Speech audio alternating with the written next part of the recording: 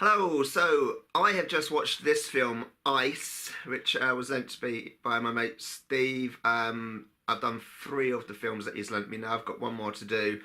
This is a very, very long film, and the reason for it is, quite simply, it was never originally intended to be viewed all in one go. It was actually a two-part TV miniseries, which I didn't realise because when I was looking online for information about it, I was thinking just can't find it anywhere. I'm looking, and the film just doesn't seem to exist. There was like one page I found in a review, and then as I dug a bit further, I realised actually this is a TV series. The reason it confused me is because this is dated 2010 that it came out, and the TV series came out in 2011, a year later, and that's called Ice. Whereas this is called Ice: The New Age Apocalypse, where the TV series I think was called Ice 2020.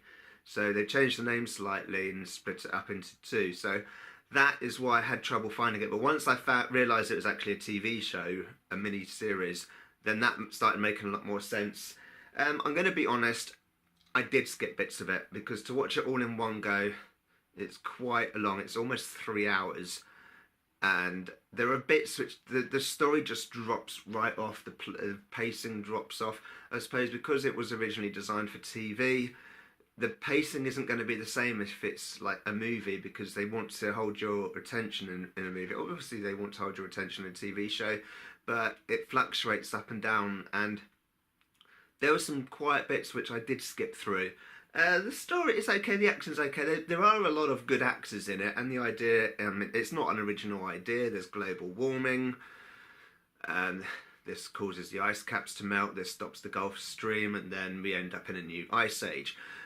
So that kind of thing isn't new or original.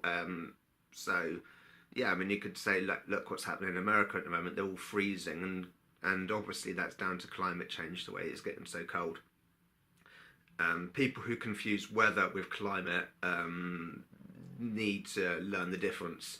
So anyway, what did I think of it? Yes, it's okay. It's very long. To watch it all in one hit, it is a very, very, very long, like 3 hours in one go is a long time.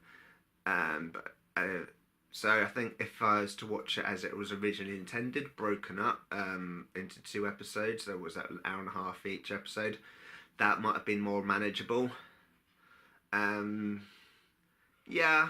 I was going to say something that's no one ever heard of. Actually, there are multiple copies of this on YouTube, which I just discovered when I was doing a little bit of research about it. It's the full film, doesn't seem to be restricted at all. It's in good quality, HD, decent sound, so you can watch it easily enough. Just type it in and you'll find it, basically. So you can watch it for yourself. The general consensus is, by the people watching it, most people seem to like it. A few people don't like it. I think it's a bit long. I've seen a few people online compare it to like a cheap budget version of The Day After Tomorrow.